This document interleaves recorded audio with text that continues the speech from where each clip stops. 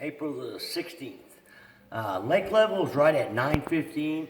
You know, it's actually went down a little bit last week, about 6 inches or so, and then came back up.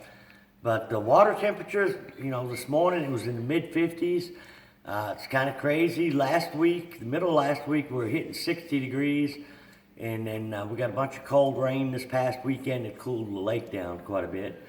But last week, there was a lot of fish that started moving up on beds.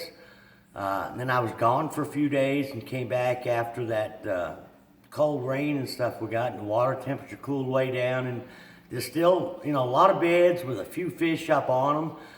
But it seems like in the morning, most of the beds are empty, and later in the day, you'll start seeing some fish cruising around. But that water temperature going down, I think, really put a hurt on a lot of the different things I had going on.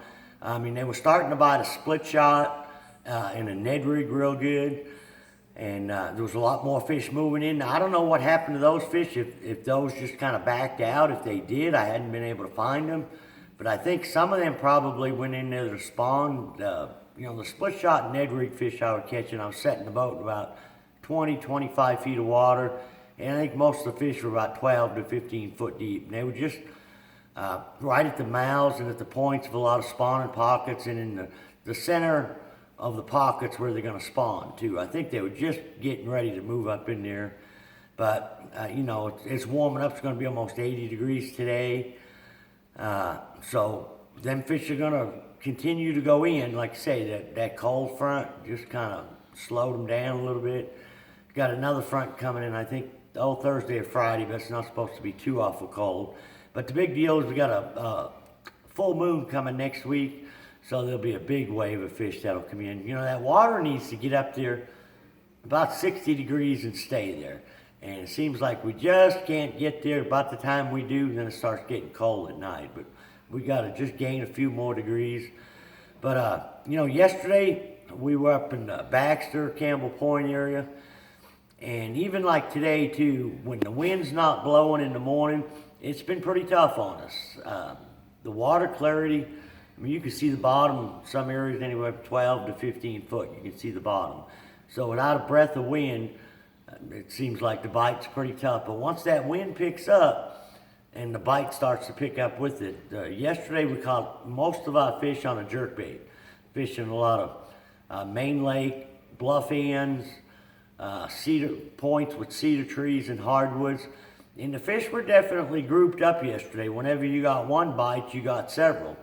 But you'd fish a few more, 3 or 4 more spots that looked like the one you just got bit on, and not get a bite. And then all of a sudden you'd get bit, and it'd be, you know, in just a small 100-foot section, you'd catch 3 or 4 fish.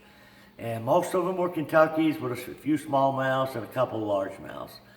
But how I've been rigging up that split shot. Oh, and another thing, started catching some on right before I left to go to Grand last week, was a fluke.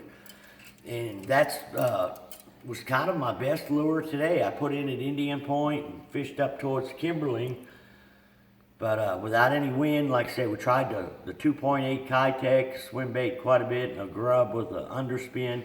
We caught a couple fish doing that, but it seemed like that bite got pretty tough. But I've been going back into the areas where I found beds, and the wind has also been helping in there. If I get a little chop on the water, they'll come up and eat a fluke.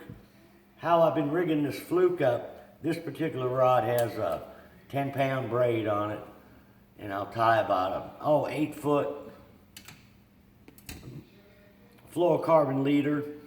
And then what I like to do, about 16 inches to 2 foot above the hook, I'll tie a pretty heavy swivel.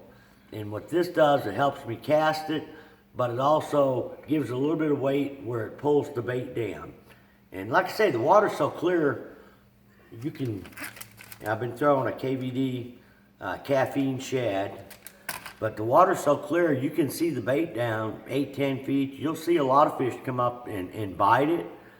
And that's where the wind has been helping a little bit. And with no wind, you'll get some fish following it, but if you get a little breeze, they seem like they're eating it.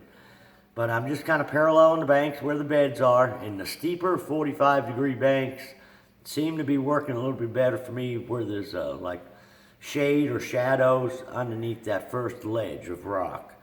I'm just kind of twitching it and letting it set, I'm working it pretty quick, but I like to let it sink down where it just about goes out of sight where I can't see it, and then I'll twitch it. And, most of the bites, you can feel they're hanging on to it pretty good, but some of them you'll see. A lot of the bites you'll see.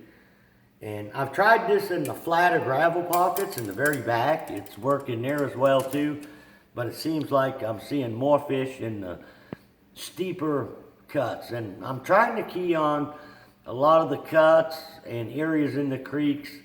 It's kind of on the north side where it's catching the southern sun all day. I think that stuff in there is warming up a little bit faster, and it's also protected from the north wind. Now, the way I was rigging up a split shot last week, and there's a ton of different baits that you can split shot. Until the Ned rig come out this time of year, split shot and tubes one of the main things we threw.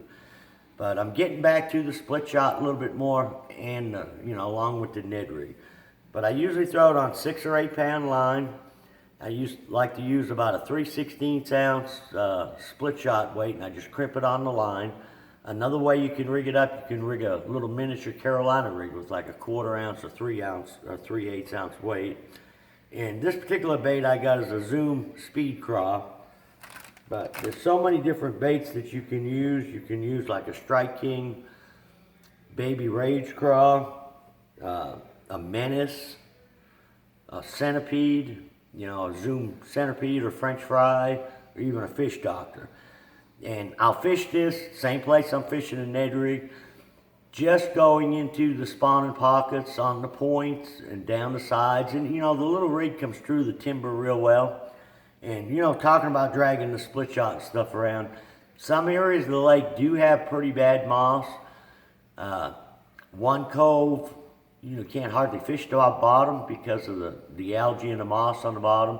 The next one you can get by with it pretty good. If you get out there a little bit deeper, in that 8 to 10 foot, it's not as bad. But if you get up against some stumps or some trees, there's a lot of moss on the trees.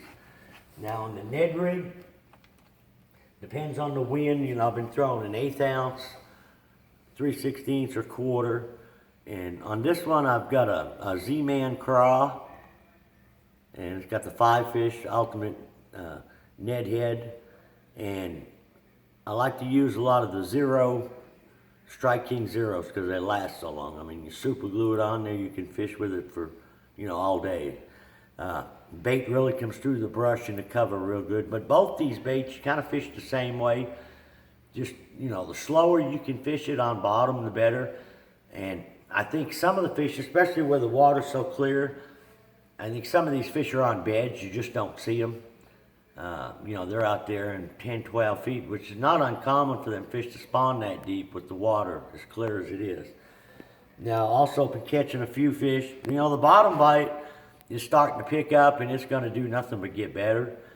I've been throwing this is a pig sticker, like a wobble head, they call it a pig rig, and I've got a Zoom Speed Craw on it, but the same baits I just mentioned, the Strike King Menace, or the Baby Rage Craw is also a good bait on this. And this, I kind of work it a little bit different. Instead of dragging it, once I get it on the bottom, I just keep it moving, almost like a crankbait, but just keep it in contact with the bottom. The jerkbait we caught most of the fish on yesterday, once the sun was out and the wind picked up, seemed like it was a purple, like a Pro Blue, and we had one megabass had a purple back, clear side, seemed to work real good. And it didn't really seem to matter whether it was a Strike King or megabass or a Spro. They all seemed to work the best, but it seemed like the bait had to have some flash in it. Usually if it's overcast or cloudy, I like to use a solid color bait.